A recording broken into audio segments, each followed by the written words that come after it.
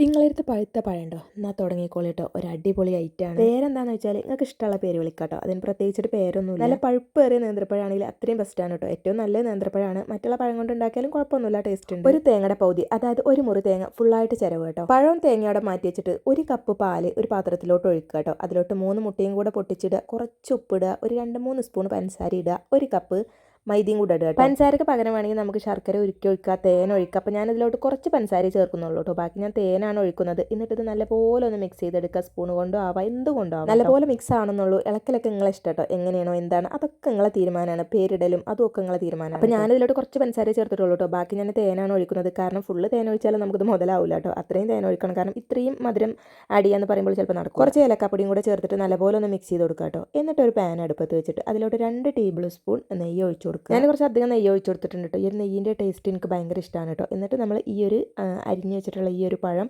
അതിലോട്ടിട്ടിട്ട് നല്ലപോലെ ഒന്ന് ഇങ്ങനെ ഇളക്കി കൊടുക്കുക കേട്ടോ. എന്നിട്ട് ഇത് ചെറിയൊരു ബ്രൗൺ കളർ പോലെ ഇങ്ങനെ ആവും. നല്ലപോലെ ബ്രൗൺ ആവണ്ട. അപ്പോൾ നമ്മൾ അതിലേക്ക് ഈ ഒരു തേങ്ങയും കൂടെ ആഡ് ചെയ്ത് കൊടുത്തിട്ട് നല്ലപോലെ ഒന്ന് മിക്സ് ചെയ്ത്. ഈ ഒരു തേങ്ങയും പഴം കൂടെ നല്ലപോലെ ഇങ്ങോട്ട് അലിഞ്ഞ് ചേരാൻ കേട്ടോ. രണ്ടും കൂടെ നല്ലപോലെ ഇങ്ങോട്ട് മിക്സായി കിട്ടണം. അപ്പോൾ അതിന് കുത്തി ഇങ്ങോട്ട് ഉടക്കും. പഴുപ്പ് നല്ലപോലെ ഏറിയതുകൊണ്ട് നമ്മൾ കൂടുതലൊന്നും ഉടച്ചു കൊടുക്കൊന്നും വേണ്ട. അപ്പോൾ തന്നെ ഇത് നല്ലപോലെ അലിഞ്ഞ് വരുന്നുണ്ട് കേട്ടോ. ഈ ഒരു വല്ലാതെ പഴുക്കാത്ത പഴമാണെങ്കിലും നമ്മൾ വിചാരിച്ചതുപോലെ ആവില്ല.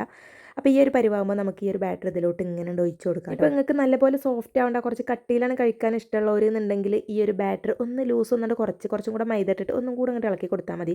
അപ്പോൾ നമ്മുടെ സംഭവം ഇവിടെ സെറ്റായി കിട്ടിയിട്ടുണ്ട് കേട്ടോ. നമ്മൾ ഇത് ഓപ്പൺ ചെയ്യുമ്പോൾ ഇതിങ്ങനെ നമുക്ക് കാണുമ്പോൾ വല്ലാതെ ഒന്നും ഇഷ്ടമാവില്ല. പക്ഷേ ഇത് കഴിക്കാൻ ഭയങ്കര ടേസ്റ്റാണ്. ലോ ഫ്ലെയിമിലിട്ടിട്ട് ഒരു 15-20 മിനിറ്റൊക്കെ നമ്മൾ വേവിക്കണം. ചൂടാറിയതിന് ശേഷം മാത്രം എടുത്താൽ മതി കേട്ടോ. അപ്പോൾ അതിൻ്റെ ടേസ്റ്റ് അടിപൊളിയായിരിക്കും.